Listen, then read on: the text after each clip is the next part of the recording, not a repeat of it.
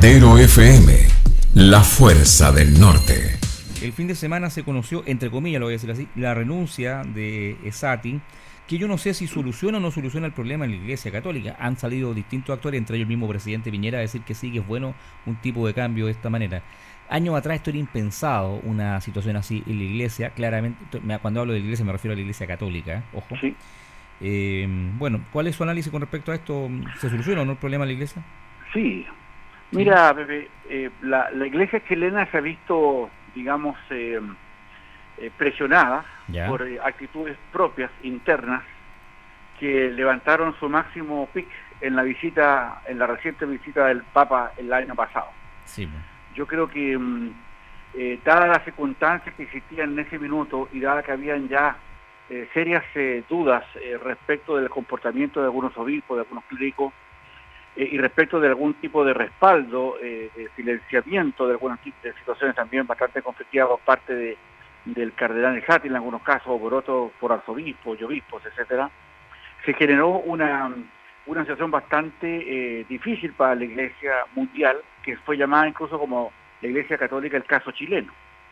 Eso originó, para hacer un poco de memoria, que el Papa, después de su frustrada visita a Chile, frustrada en el sentido que no tuvo los ecos que se esperaba, justamente por un caso que asumía el arzobispo Barros en ese tiempo, hoy día llama poderosamente la atención los cambios que han habido, sobre todo porque no te olvides que hace como unos 10 o 11 meses atrás se le pidió la renuncia a todos los obispos en Chile, a toda la conferencia episcopal, que ha sido inédito en lo que había pasado con la Iglesia latinoamericana en los últimos 200 años.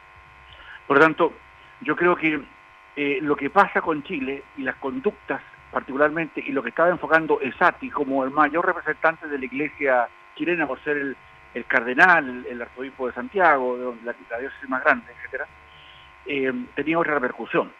Y claro, fueron saliendo un montón de antecedentes donde se vinculaban a Esati con haber echado, digamos, un manto de olvido o no preocuparse claramente de la situación que está pasando dentro de su iglesia. Ahora, todo esto originó una contienda muy publicitada en contra de Esati, y claramente hacía conveniente, digamos, más allá de sus culpas o no, porque todavía no están probadas aquellas, más bien se ha tratado de vincular en muchos casos que él no obró con la urgencia que requerían estas denuncias, incluso de algunas de las cuales él fue objeto. Ahora, Esati cumplió la edad para ser cardenal hace 2 años atrás, y después de esa edad él ya había solicitado su cambio.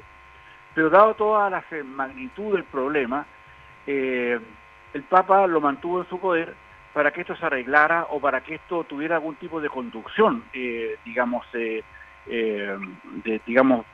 oficial desde la propia Iglesia de Santiago, donde, reiteramos, Esati era su máximo exponente. Ahora, que haya cambiado y que sea un arzobispo nortino de Copiapó, el obispo Aoz, que lo reemplace, da cuenta también de que hay una voluntad en el Papa Francisco por generar los cambios que la Iglesia necesita. Yo creo que tanto la cabeza culpable con varias cosas, no te olvides que ni siquiera el Te Deum del año pasado se hizo con Esati por las consecuencias que tenía, ¿no? O sea, una cosa pero impensada. ¿Te acuerdas? Entonces, ya fue caótico, o sea, hacer un Te Deum... Tremendo, ¿te fijas? Sí, y yo creo que es necesario muchas veces cuando se está en el ojo del huracán a citar,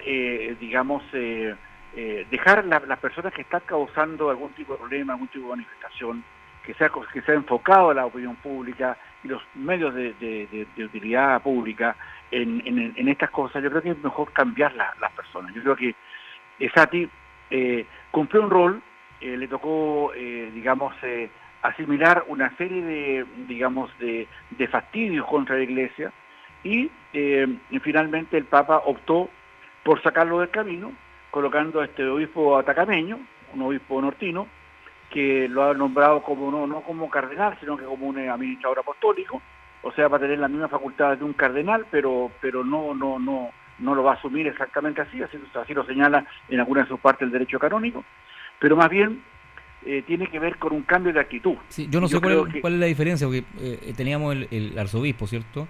Y ahora viene como administrador apostólico, es el título que tiene.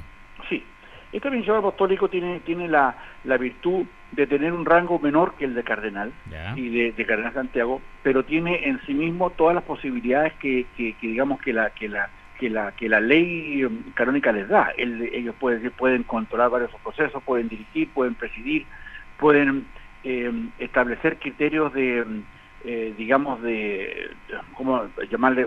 Jurídicos, digamos, yeah, frente a lo que puede significar el apartar a personas de sus cargos, al apartar a sacerdotes de su ministerio, y tienen en sí mismo un gran poder.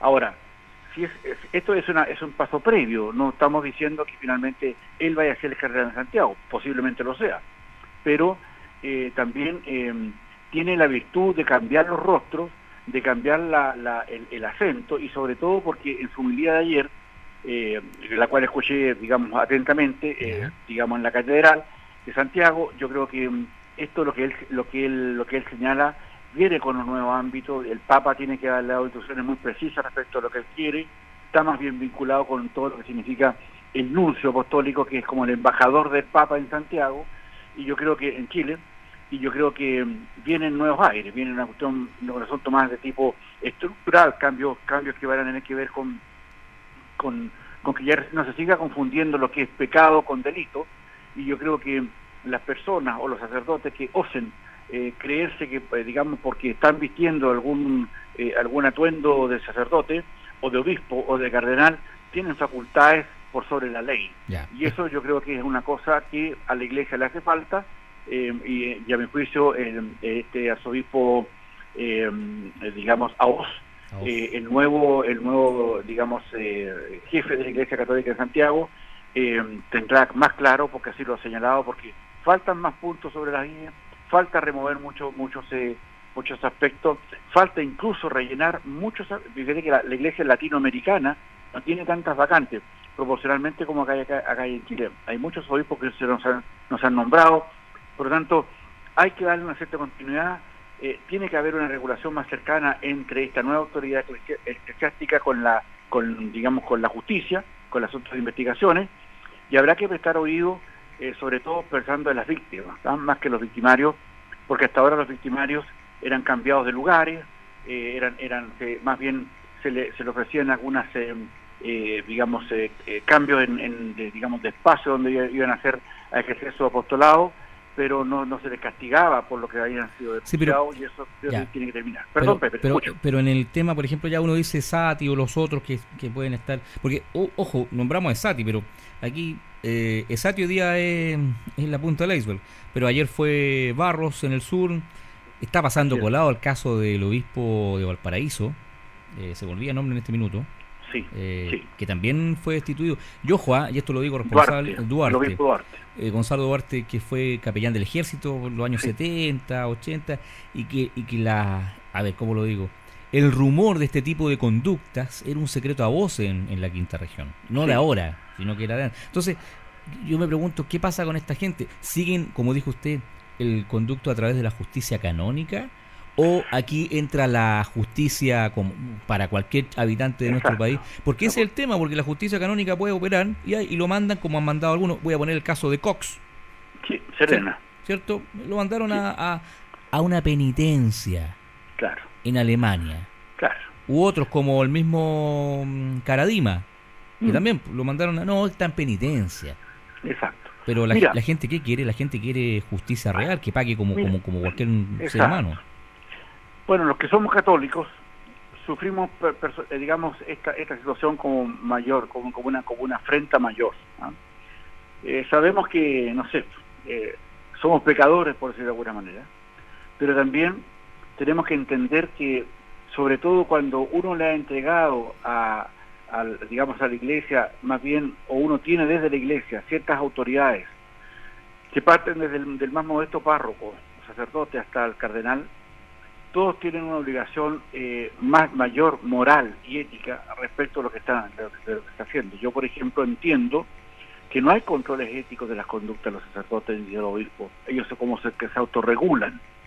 Y la verdad es que eso está totalmente fuera de cualquier condición hoy día. Yo creo que más allá de las propias circunstancias que engloban el ministerio sacerdotal o de los obispos, de los cardenales, yo creo que tiene que haber alguna regulación, porque en el fondo las conductas de los pastores, las conductas de los obispos, claramente infieren en la voluntad y en la dirección de los que somos católicos particularmente. Ahora, yo creo que también, dada toda esta digamos, conductas impropias, la motivación estructural de cómo la Iglesia toma y cómo lo resuelve, tiene que ver con un tema mucho mayor. Y también verlo digamos, de la perspectiva de la justicia chilena, porque también la justicia tiene que tomar parte en esto, pero tiene que tomar parte en una función bastante más de colaboración desde la Iglesia hacia la justicia chilena, que hoy día no la ha habido como se pensaba. Y eso yo creo que en el correr de los tiempos, yo creo que va a solucionarse. Y esto se soluciona más bien porque desde la propia Iglesia tienen que venir los cambios. O sea, aquí no puede ser el ministro del Interior o el juez el que determine los cambios. Acá, dentro de lo que se espera, deben haber, a mi juicio, digamos, derivadas sustanciales de los comportamientos de los sacerdotes y hacer oídos respecto a la curia o a los que somos, digamos, los creyentes, para que cuando haya alguna denuncia, inmediatamente determinada la verosimilitud de esta denuncia, se atengan y se hagan, digamos, rápidas acuerdos y rápidas correcciones, porque en el fondo el daño que se produce es tan mayor que finalmente, como ha ocurrido ahora, la Iglesia, que es una institución prestigiada hace una década, hace 5 años atrás, hoy día obviamente está pagando las consecuencias de más bien la altanería de sacerdotes y obispos que no fueron capaces de entender el proceso que estaban viviendo, ni la profundidad ni el poder de que ellos disponían. Por lo tanto, bienvenidos los cambios, bienvenidos las reestructuraciones y bienvenidos los controles, para que no se desbanden a algunos sacerdotes o algunos obispos que creen que por tener o por dar, medir los aspectos que la Iglesia enseña, las misas, todo lo que significa los bautizos, los casamientos, etcétera, tengan un poder que obviamente tienen que entender que esto es más bien para usarlo con total disponibilidad, con total voluntad, más que con total soberbia, como vimos en algunos casos, en muchos de ellos, Pepe. Es que aquí hay varias cosas. Yo creo que ha cambiado claramente, lo digo. Estoy hablando, yo puedo hablar de lo que uno vio. En los años 80 principalmente, ya antes era peor, pero en los años 80 la Iglesia tenía un rol protagónico dentro del Estado. Totalmente. O sea, tenía totalmente.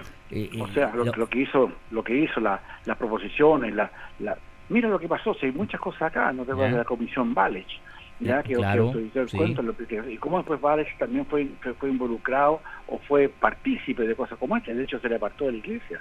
Entonces, bueno, son hombres, y como hombres, pecadores. Después, si hay que sacarle algún tipo más encima, ellos se autoinfieren el tema del celibato. Entonces, claro, yo creo que hay varios cambios que tienen que venir. Esto no ocurre en otras iglesias, por ejemplo, donde sus pastores pueden casarse, pueden incluso separarse. No, pero otra iglesia es peor. O sea, tienen, claro, es cierto, se pueden casar, pero tienen otras cosas. Hemos visto casos como, por ejemplo, se me olvida el nombre del obispo de la iglesia evangélica, que hemos conocido el caso que tenía un amante, de que es multimillonario gracias al diezmo. Claro, bueno, hay mucho que hacer eso porque es un organismo de poder.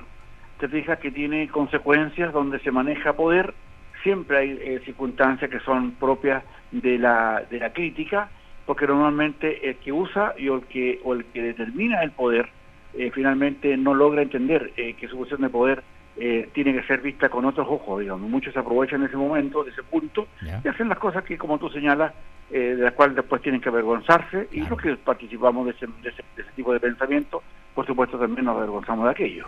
Tenemos hartas cosas en digámoslo así, la prepauta o pauta, pero yo lo quiero llevar rápidamente, en honor al tiempo, a un tema que tiene que ver con lo regional, con el norte, que está relacionado con las pymes. A propósito del caso que se dio a conocer la semana anterior por esta demanda de la empresa minera Atacama Cosán, entre otras, donde en Atacama Cosán está acusando a su ex gerente, que dicho sea paso fue hace poco intendente de la región de Atacama y que no salió por la puerta ancha, digámoslo así. Sí, claro. ¿Ah? Entonces, ese es un tema que se lo pregunto porque ¿esto será realidad siempre, este tipo de casos? ¿Pasará con otras empresas? Me queda la duda en eso. Tal vez esto no ha sido dado a conocer en la prensa pública, nacional todavía, pero yo creo que se lo va a hacer en los próximos días. Y tiene que ver con un tema delicado, ahora, que tiene que ver con un problema de empresas internas de empresas privadas. Pymes, pequeñas, medianas empresas de Copiapó, sí, correcto, que le prestaban servicios a una minera, distintos tipos de servicios, y los gerentes de esa época, gerente que también fue intendente de Atacama, Sánchez, digamos, se aprovechó de su posición para hacer aumentar los contratos por los cuales habían sido licitados esas empresas para que brindaran diversos servicios a una empresa privada como es Atacama Cosán, una minera del norte de nuestro país, particularmente con origen en Copiapó. Ahora, ¿qué pasó? A la voluntad decía, por ejemplo, esta empresa se ganó la licitación por 100. Entonces él, digamos, Sánchez y otras personas más decían, mire, colóquele 120. Claro. Y esos 20, démelos, porque los necesito, ¿ya? Como parte de la compra. Entonces, ahora, ese daño se produce entre empresas privadas. Por lo tanto, el problema de Estado es distinto a cómo lo vemos. El punto está, si ese trato, obviamente, que es bastante irregular y bastante mañoso, y diría bastante negativo, de cómo se extorsionan a estas pequeñas empresas para que puedan participar del negocio minero, nos hace preguntarnos dónde más ocurre. Y nos hace preguntarnos si eso, por ejemplo, está ocurriendo en Codelco, por ejemplo. ¿Ya? ¿Te fijas? Porque ya entramos a una participación del Estado. Entonces, la empresa estatal da pruebas de que... Y este mecanismo es un mecanismo largamente usado, es un mecanismo donde se extorsionan las pequeñas empresas y pequeñas y medianas empresas porque no tienen otro mecanismo para estar. Y cuando ya están adentro, ya se han ganado las licitaciones, vienen estos delincuentes que apoyados por procesos internos de sus propias empresas y burlando la confianza que las propias empresas le dieron, se aprovechan de ello para poder generarse, digamos, autosueldos o mejores sueldos o mejores coimas que tienen visos de legalidad porque aumentan artificialmente el precio del contrato, pero una parte del contrato se lo dejan ellos. Entonces, ¿dónde está el problema? El problema está en que no dañando al Estado en términos de lo que son los recursos, digamos, también estas prácticas podrían estarse extendiendo. Y de hecho se hace. No olvidemos que hace mucho tiempo atrás, en un escándalo que ocurrió en la ENAP en Valparaíso, ocurrió exactamente lo mismo, tal vez recuerdes. Y en muchos, digamos, estamentos estatales habría que verificar si eso es así o no es así. Tiene razón. ¿No? Claro, no obstante, aquí hay procesos ya que no, de repente se licitan, no sé, carreteras, se licitan, digamos, caminos en distintas, digamos, se llama una licitación para que se ganen, no sé... Perdóneme, en varios ámbitos, digamos las cosas como son, en varios ámbitos, hasta para comprar cortinas de repente, una cosa menor a lo mejor, oye, no, ponele, mira, esto vale 10, pero ponele 15. Exacto. O entonces, empresas de iluminación, y lo digo con conocimiento de causa, empresas que se dedican a la iluminación de eventos, a la amplificación de eventos, de repente, oye, ¿cuánto sale? Sale 15 millones a amplificar el festival tanto. Ah, ya, ponele 30. Claro. Yo lo he sabido de primera fuente y ojo con eso. Qué bueno los antecedentes que tú aportas. Sí. Porque hay alguien que contrata eso. Las municipalidades, las gobernaciones, las intendencias. Exacto. Y los tipos que tienen que hacer ese contrato. Entonces, ojo, porque las pymes, más allá de lo que cuesta sobrevivir, ya se ve extorsionada por ese tipo de acciones y se acepta como un hecho de la causa. Entonces, también pasa que, no sé, hacen un hospital, por ejemplo, como ocurrió con el hospital de Antofagasta, para ser más claro, y no se avanzaba porque las partidas de dinero no eran adecuadas, se les acabó la plata y hacen una cotización por menos y después se lanzan por más y eso significa entregarle plata discrecionalmente. Entonces, hay un tema que tiene que ver con la probidad, y esto lo estamos sacando a consecuencia de un caso de Atacama Cosán. Correcto. Pero hay otros casos, por ejemplo, que son muy parecidos. Por ejemplo, en el tema de las autorizaciones para para los temas medioambientales de las empresas mineras. Ahí tocó un punto esencial. Tremendo, Sí. Entonces ahí hay unos senadores, algunos parlamentarios que tienen su propio negocio, donde le mandan, digamos, un experto, un abogado experto en derecho ambiental, y le dicen, mira, el derecho ambiental no va a salir, entonces te trancamos el negocio, por lo tanto, si quieres que te lo habilitemos, danos la pasada y te pedimos tanto. Claro. Y por la vía de los honorarios, te diga, en vez de cobrarle lo que cuesta un honorario eso, por ejemplo, no sé, por 1.000, cobran 5.000. Es que ¿sabe lo que pasa? ¿Sabe lo que pasa? Que ahí entramos, y lamentablemente se nos va el tiempo, nos queda un minuto. Sí. Pero lo otro es que el sistema está hecho así. Y quienes han hecho el sistema han sido los señores que han estado en el Parlamento, de una u otra manera, que han legislado para el beneficio de las empresas o para el beneficio de algunos pocos, y no para la gente. Eso es. Bueno, es lo que tú señalas, tienes tanta razón, Pepe. Yo creo que ahí tenemos un tema que hemos abierto así una pequeña luz. Hemos dado ya a propósito del problema de Atacama Cosán, en Copiapó, y de cómo la autoridad mayor, un intendente que fue echado por el presidente Piñera hace unas pocas semanas atrás, hoy día descubrimos que echado a propósito de otro negocio que él hizo con el alcalde de Copiapó. Tiene razón. Por el tema de trasladar un terreno, claro, una cosa así, pero igual da cuenta de que cómo hay que tener de cuidado cuando uno va a colocar autoridades públicas, y cómo hay que tener de cuidado en ver la situación de que ellos han pasado, porque finalmente, obviamente, da cuenta de que hay un problema serio ahí. Esto empieza recién a iluminarse.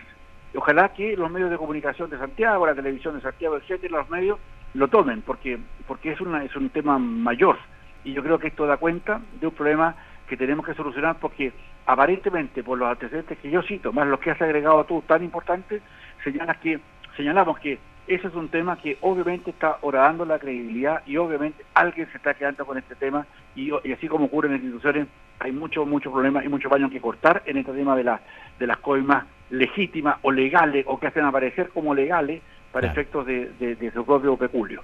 Exacto. Pepe, se nos fue el tiempo. Lamentablemente, pero... Nos encontramos el próximo miércoles, pues, mediante, en otro Razones de Estado en vivo. Así será.